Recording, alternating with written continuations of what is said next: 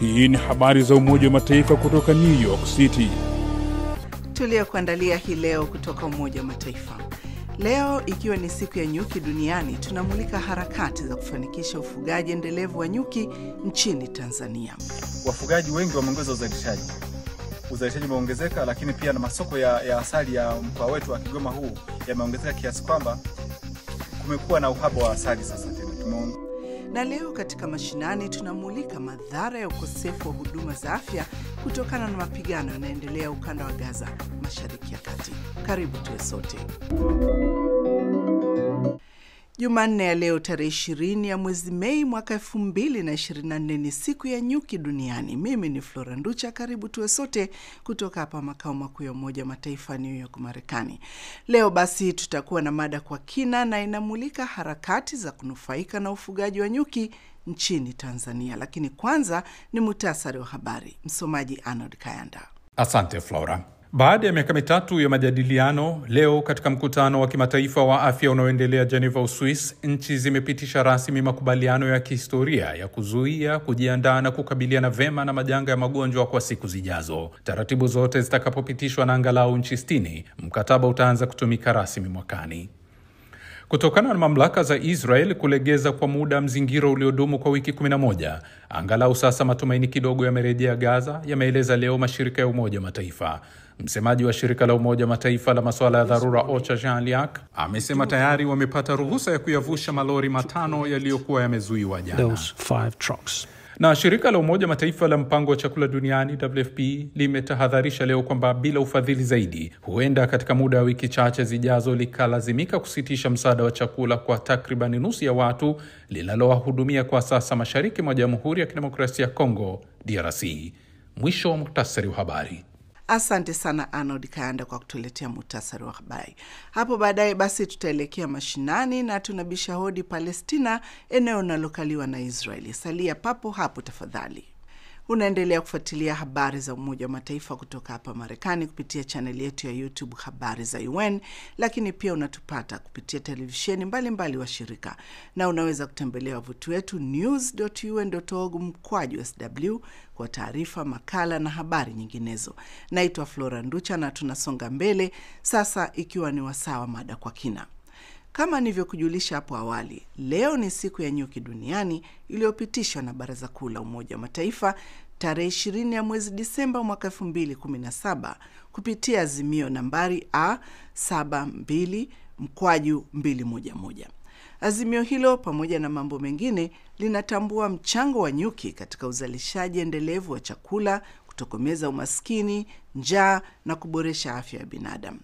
Ni katika muktadha huo basi Assumpta Massoi katika mada hii kwa kina anamulika harakati za mkufunzi wa ufugaji wa nyuki nchini Tanzania pamoja na wanufaika wa ufugaji wa nyuki. Kwa Assumpta. Naam, tuko Kigoma, kaskazini magharibi mwa Tanzania, katika chuo cha mafunzo ya kilimo Mubondo. Mwenyeji wetu si mwingine bali ni Mwalimu Elias Richard Rubimbi, mkufunzi kilimo katika chuo cha mafunzo ya kilimo Mubondo, na ndiye msimamizi wa shughuli za ufugaji wa nyuki katika shamba darasa la ufugaji nyuki lililopo hapa chuo cha mafunzo ya kilimo Mubondo.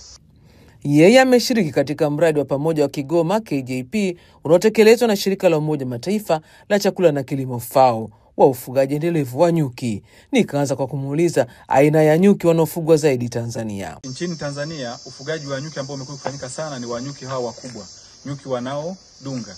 Ni kwa sababu wengi wanapenda wafuge wapate mazao ya nyuki na wauze wapate kipato, lakini una uzalishaji kwa mkubwa.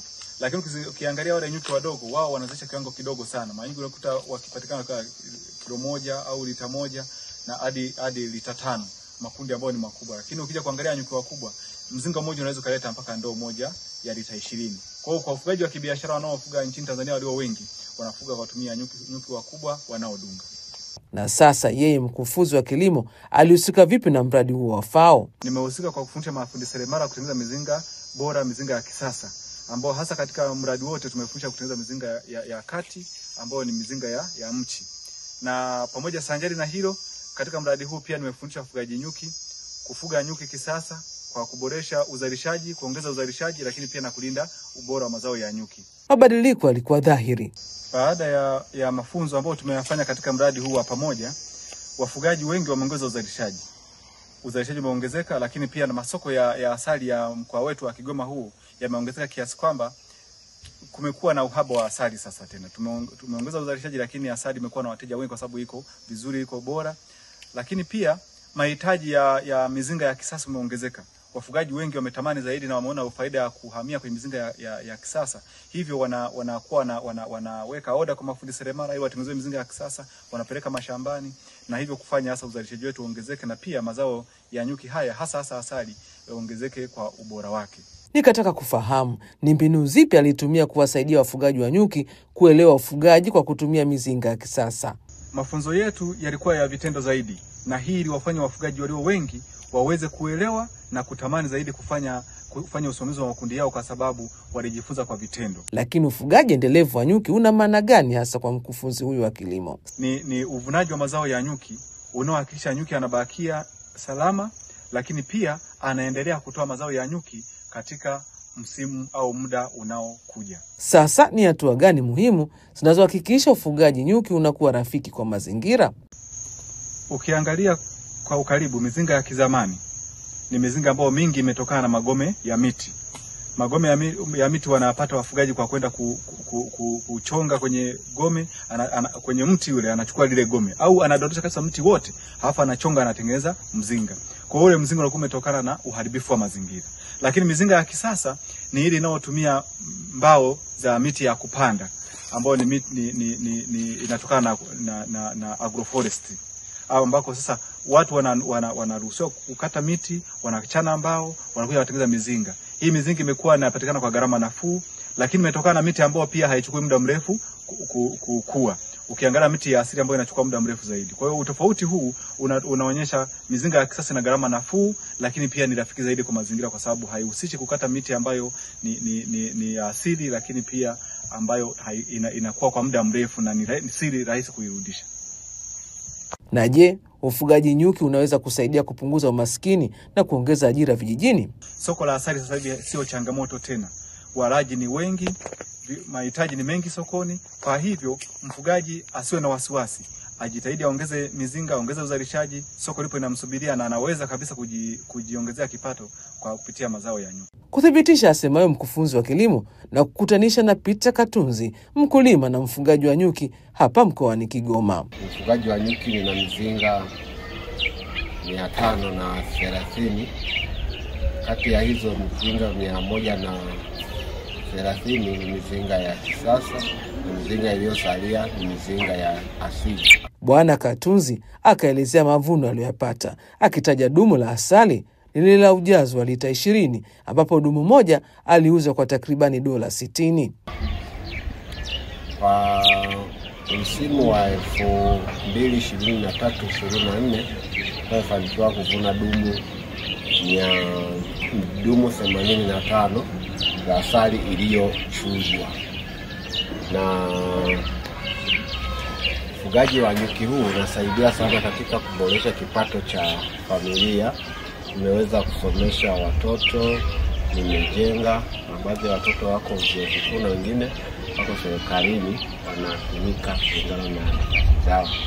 Na hadi sasa mizinga yetu imezungukwa na mashamba ya alizeti, ambayo alizeti ni zao rafiki la nyuki ambalo linatoa maua kwa ajili ya kutoa chavua ili kuboresha ufugaji wetu wa asali. Ufugaji wa nyuki una faida nyingi. Kwanza kabisa unapata asali ambayo ni chakula, pia ni dawa, alafu inatengeneza mishumaa, inatengeneza kiwi na mafuta ya kujipaka.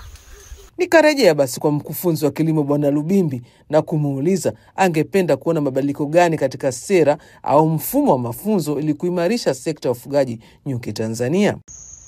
Mfumo wetu wa mafunzo unatakiwa uelekeze zaidi kwa vijana, hasa kuwafundisha vijana ufugaji wa nyuki kwa vitendo, ili kwa kadri wanavyokuwa wanaendelea kukua uwe familia zaidi, uwe wameuzoea zaidi, kwa sababu wafugaji walio wengi sasa hivi ni watu wenye umri mkubwa ulioenda. Kwa hiyo ufugaji wa nyuki unakuwa changamoto sana, na vijana inakuwa changamoto kuingia. Hawa vijana wakifundishwa tena kwa vitendo, wakaelewa vizuri na kaona faida ya ufugaji wa nyuki, ni rahisi kuongeza uzalishaji na ni rahisi kuwavutia zaidi na kwenye sekta hiyo, na wakajipatia ajira, lakini pia wakajipatia kipato kwa ajili ya kuendesha shughuli zao za kila siku. Sikuishia hapo, nikamuuliza ni tukio gani linamtia moyo sana katika safari yake ya ufugaji wa nyuki. Ni pale ambako ufugaji wa nyuki na uvunaji wa mazao ya nyuki unafanyika mchana. Zamani mimi nilielewa ufugaji wa nyuki na hasa uvunaji wa mazao ya nyuki unafanyika usiku. Sasa nilipokuja kuelewa na kukaa karibu na nyuki nikaona kama kumbe ufugaji wa nyuki unaweza kuwa unavuna mazao yake mchana ukajipatia kipato vizuri kirahisi bila hata changamoto. Mimi nilivutiwa sana na mpaka hivi sasa napenda sana ufugaji wa nyuki. Na mwisho, ushauri wake kwa mtu anayefikiria kuanza kufuga nyuki hivi sasa. Afike kwenye vituo ambavyo vinatoa mafunzo kwa vitendo. Kama vituo vyetu hivi vya mashamba darasa ya Mbondo na maeneo mengine, akajifunza kwa vitendo na atakapoingia atafurahia sana ufugaji wa nyuki kuliko akikimbilia kujifunza kwa nadharia. Shukrani sana Assumpta Massoi kwa mada hiyo kwa kina. Na sasa ni mashinani. Fursa ni yake Hana Alidaya. Huyu ni mkimbizi wa ndani huko ukanda wa Gaza, eneo la Palestina linalokaliwa na Israeli. Anasimulia madhila ya mashambulizi yanayoendelea kutoka Israel. Binti yangu ana mtindio wa ubongo. Ilikuwa changamoto kubwa kumfikisha hospitalini, lakini kwa juhudi kubwa tuliweza na madaktari walimtibu. Ombi langu ni kwamba watoto wetu wapate huduma bora za matibabu wakati huu wa vita. Tunapata shida kubwa kuwapeleka wagonjwa hospitalini. Vikwazo vya mipaka na vizuizi vimeua watu. Tumechoka, sio tu kutokana na vita, bali pia kutokana na njaa na umaskini. Tunatumaini kwamba mashirika mbalimbali yatachukua jukumu la kutibu wagonjwa. Tunahitaji rufaa za matibabu nje ya nchi au angalau hospitali zilizo na vifaa na huduma za kisasa katika maeneo salama. Hivi sasa hatuna usalama nyumbani wala hospitalini, na hata kupata matibabu ni changamoto kubwa. Pole sana Hana Alidaya pamoja na waathirika wote. Umoja wa Mataifa unaendelea na juhudi ili kuhakikisha sitisho la mapigano linapatikana. Basi nami nakunja jamvi leo, lakini tukutane tena kesho kutwa Alhamis kwa jarida lingine la video. Nakumbuka upande wa vipindi vyetu vya redio vinakujia kila siku ya Jumatatu hadi Ijumaa. Hivyo kesho Jumatano utapata habari za Umoja wa Mataifa. Hata hivyo, kwa sasa unaweza kutazama habari pamoja na video nyingine kwenye chaneli yetu ya YouTube Habari za UN, na katika ukurasa wa X ni Habari za UN. Kumbuka pia kupakua app yetu ya Habari za UN katika Play Store na App Store. Basi kufikia hapo, kwa niaba wenzangu wote walioshiriki kuletea jarida hili, jina langu ni Flora Nducha na kutakia amani na kwaheri kutoka hapa Umoja wa Mataifa, New York, Marekani.